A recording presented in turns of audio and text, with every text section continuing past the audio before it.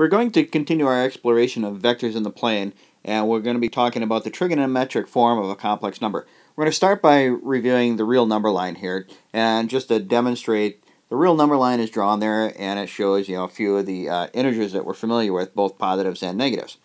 Well, after we learned about negative numbers on the real number line, one of the things we eventually learned was that there was such a thing called the Cartesian plane. And in the Cartesian plane, I can plot different points. For instance, this point here is the point 3, 2, which means I have gone over 3 units on the x-axis, and then I've gone up 2 units on the y-axis. After a while, you've learned that there's a second representation of these points, and we call that a complex number. So this particular point 3, 2, written as a complex number, would be the complex number 3 plus 2y. So we've changed the coordinate plane from an xy system into a real number and imaginary number system.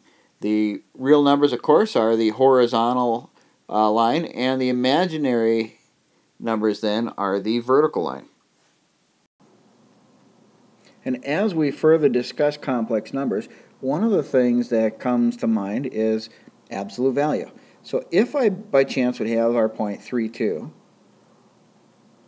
and I wanted to figure out what the absolute value is, you'll notice here that I have it defined as the absolute value of our complex number a plus bi is equal to the square root of the quantity a squared plus b squared. And very recently you'll remember that when I have this, let's give it a label, we'll call this v. The absolute value of our complex number a plus bi is incidentally the same thing as the magnitude of v. So when we've learned about points in a coordinate plane, we have different expression for this particular point. The very first thing we learned about points in a plane was labeling them as a coordinate pair AB. We've also learned that this is analogous to the complex number a plus bi. And when we've referred to points on a unit circle with a given radius of 1, we learned that the coordinate pair for this particular point is represented as cosine of theta, sine of theta. Well, what if that point is not on the unit circle? How can I come up with a trigonometric expression that represents that given point? And if I remember back to our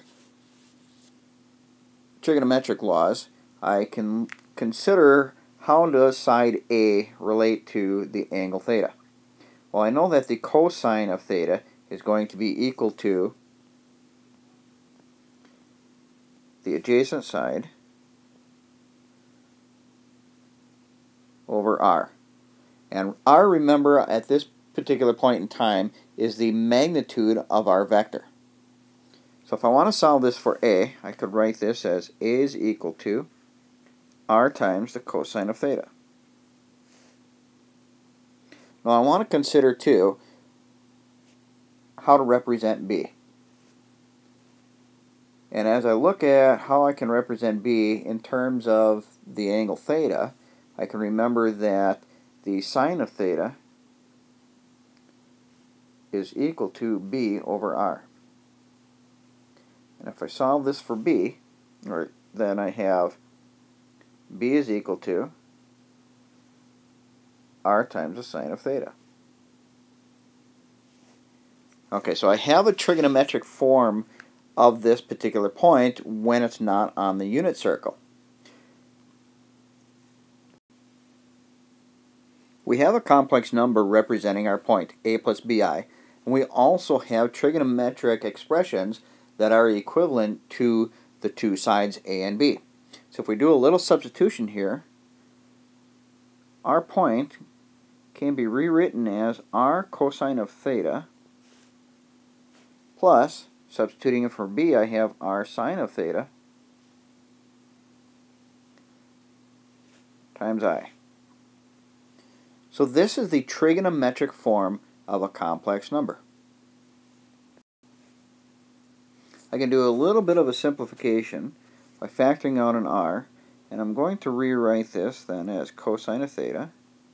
And so that there's no confusion whether or not the I is a part of the sine of theta or not, we'll write the I in front of sine theta. So I'll have R times the quantity of cosine theta plus I sine of theta. There you have it. There we have the trigonometric form of a complex number. And the complex form of the trigonometric form of complex numbers comes in handy when working effectively with powers and roots of complex numbers. Check out our next video where we're going to continue exploring that topic, where we're going to be using the trigonometric form of complex number to be able to do some pretty interesting, powerful things.